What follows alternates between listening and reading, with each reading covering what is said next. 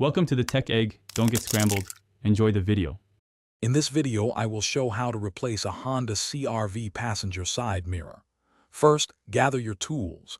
You'll need a flathead screwdriver, a small socket wrench, and your new mirror assembly. Always ensure your vehicle is parked on a level surface with the engine off for safety. This simple repair can be done at home, saving you a trip to the mechanic and some cash. It's a quick fix that anyone can tackle with a few basic steps. Now let's remove the damaged mirror. Begin by gently prying off the interior trim piece covering the mirror's base on the door panel. This usually just snaps into place. Once exposed, you'll see the electrical connector. Carefully disconnect it.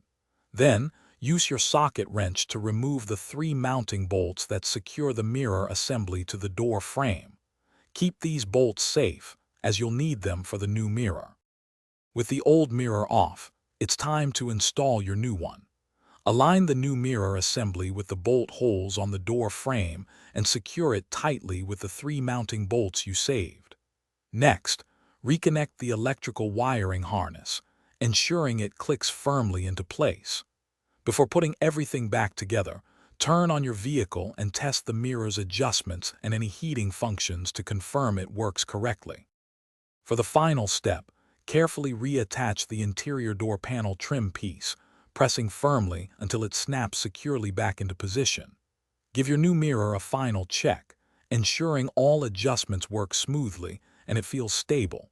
You've successfully replaced your Honda CRV passenger side mirror. Remember to check the description below for a link to the Owala water bottle and other great deals.